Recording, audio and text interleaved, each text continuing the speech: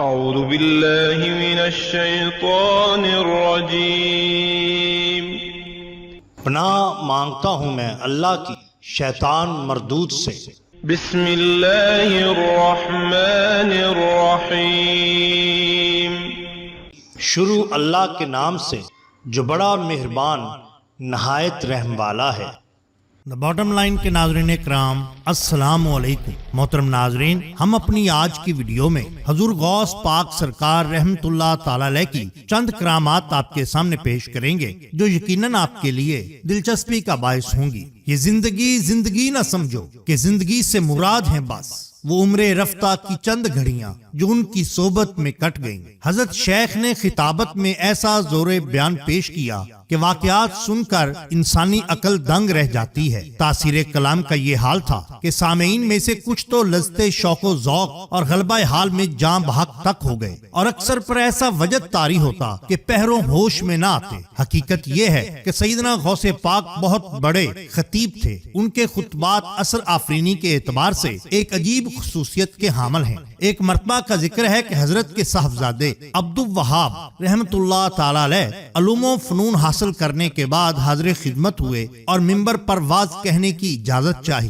شیخ نے اجازت دے دی۔ عبدالوہاب رحمت اللہ تعالی علیہ نے فصاحت و بلاغت کے دریا بہا دیے، مگر حاضرین پر ان کی تقریر کا کوئی اثر نہ ہوا، بلکہ اہل مجلس کے شور و غل سے معلوم ہوتا تھا کہ ان کے بیان پر ذرا بھی توجہ نہیں دی جا رہی۔ مجلس کا رنگ دیکھ کر وہ منبر سے اترے اور اب منبر پر شیخ محترم تشریف لائے اور یہ جملے ادا فرمائے: کل میں روزے سے تھا، ام یحییٰ نے کچھ انڈے بھون کر ایک آب خورے میں طاق پر رکھ دیے۔ ایک بلی نے اس آب خورے کو طاق سے نیچے پھینک دیا، آب خورا ٹوٹ گیا اور انڈے خاک میں مل گئے۔ وہ بھی اتنا کہہ پائے تھے کہ مجلس گرم ہو گئی، ہر طرف وجد و حال کا سامان نظر آنے لگا۔ واز ختم کر کے آپ نے اپنے صاحبزادے سے فرمایا: آپ کو معلوم ہے کہ آپ کے عالمانہ واز کا اثر کیوں نہیں ہوا اور وہ میرے معمولی الفاظ سے کیوں اس طرح ہو گئے؟ سنو، آپ اپنے علم ظاہر پر ناز کرتے ہیں، آپ نے علم باطن کی طرف سفر نہیں کیا، آپ اپنی خودی کو قائم رکھ لیتے ہیں، میں خودی کو گم کر کے کلام کرتا ہوں، اس لیے میرے سادہ کلام میں وہ اثر ہوتا ہے جو تمہارے عالمانہ واز میں نہیں۔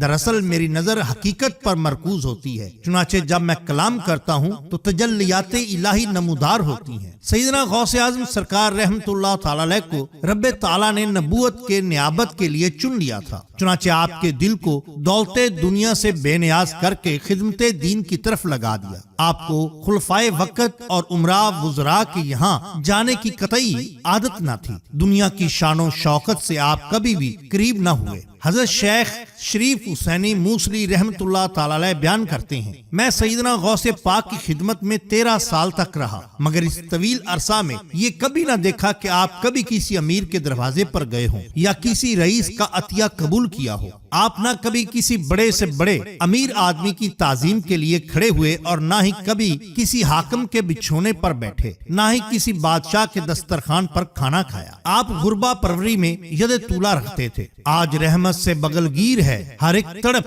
چارہ ساز دل ناشاد ہیں حضور غوث اعظم۔ حضرت سیدنا عبدالقادر جیلانی رحمت اللہ تعالی علیہ بڑے خدا ترس نرم دل تھے، آنکھوں سے جلد آنسو بہ نکلتے، کسی سائل کو رد نہ کرتے۔ اگر آپ کے پاس 2 کپڑے ہوتے تو ایک کسی غریب کو بخش دیا کرتے۔ ایک دفعہ آپ نے ایک شکستہ دل فقیر کو دیکھ کر فرمایا: تمہارا کیا حال ہے؟ وہ کہنے لگا: یا حضرت، آج میں نے ملا سے کہا کہ مجھے دریائے دجلہ کے پار لے چل، مگر اس نے انکار کر دیا، مگر میرا دل اس فکر و فاقوں سے ٹوٹ گیا۔ ابھی فقیر کی بات ختم نہ ہوئی تھی کہ کسی شخص نے آ کر 1000 دینار کی تھیلی حضور کی خدمت میں پیش کی۔ آپ نے فقیر سے کہا کہ یہ تھیلی اس ملا کے پاس لے جاؤ اور اسے یہ دے دو اور کہو کہ آئندہ کسی فقیر کو پار لے کر جانے سے انکار نہ کرے۔ اور اس فقیر کے لیے آپ نے اپنی پوشاک اتار کر دی اور کہا کہ اسے بازار میں بیچ کر گزارا کرو۔ اسیروں کے مشکل کشا غوث اعظم، فقیروں کی حاجت روا غوث اعظم۔ بالکل بالکل اسی طرح حضرت شیخ ابو محمد محلی رحمت اللہ تعالی علیہ سے روایت ہے کہ ایک مرتبہ میں حضور سیدنا غوث اعظم سرکار سید عبد القادر جیلانی رحمت اللہ تعالی علیہ کی خدمت اقدس میں بغداد شریف حاضر ہوا اور کچھ دنوں تک آپ رحمت اللہ تعالی علیہ کے قیام پذیر رہا اور روحانی فیوز و برکات سے مالا مال ہوا۔ بعد ازاں جب میں واپس اپنے ملک مصر روانہ ہونے لگا تو حضور سیدنا غوث اعظم سرکار سید عبد القادر جیلانی رحمت اللہ تعالی علیہ نے مجھ سے فرمایا کہ کبھی کسی سے کوئی چیز نہ مانگنا۔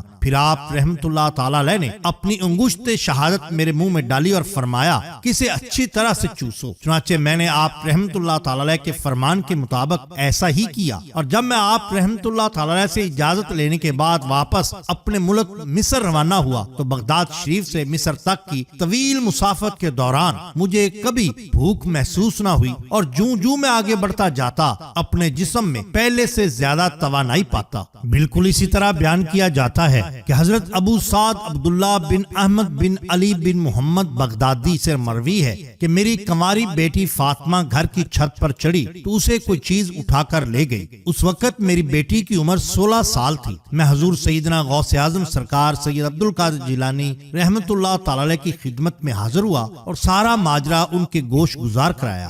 آپ رحمت اللہ تعالی علیہ نے فرمایا کہ تم آج رات کو کرخ کے ویرانے میں جاؤ اور تلے خمس یعنی 5واں ٹیلا اس کے پاس جا کر بیٹھ جاؤ اور اپنے ارد گرد دائرہ کھینچ لو۔ دائرہ کھینچتے وقت دعا پڑھنا۔ آپ نے وہ دعا اسے سکھائی۔ جب رات بڑھے گی تو جنوں کے گروہ مختلف شکلوں میں تیرے نزدیک سے گزریں گے، تم انہیں دیکھ کر خوف زدہ نہ ہونا، اور جب صبح ہو جائے گی تو ہندوستان کا ایک جن ہمراہ اپنی جماعت کے وہاں سے گزرے گا، وہ تجھ سے تیری حاجت پوچھے گا اور تم اسے بتا دینا کہ مجھے عبد القادر جیلانی رحمت اللہ تعالی علیہ نے بھیجا ہے اور میری حاجت یہ ہے۔ حضرت ابو سعد عبداللہ رحمت اللہ تعالی علیہ فرماتے ہیں کہ میں نے حکم کی تعمیل کی اور آپ رحمت اللہ تعالی علیہ کے فرمان کے مطابق ڈراؤنی شکلوں والے لوگ گزرتے رہے، مگر دائرہ کے نزدیک کوئی بھی نہ آ سکا، یہاں تک کہ لل صبح ہندوستان کا پرمانند نامی جنوں کا بادشاہ ایک گھوڑے پر سوار آیا اور اس کے ساتھ ایک کثیر جماعت بھی تھی۔ اس نے مجھ سے میری حاجت پوچھی اور میں نے اسے حضور سیدنا غوث اعظم سرکار سید عبد القادر جیلانی رحمت اللہ تعالی علیہ کا پیغام دیتے ہوئے اپنی حاجت بیان کرتی کہ کس طرح میری بیٹی کو کچھ چیز اٹھا کر لے گئی۔ میری بات سن کر وہ جنوں کا بادشاہ گھوڑے سے اترا اور زمین کو بوسہ دیتے ہوئے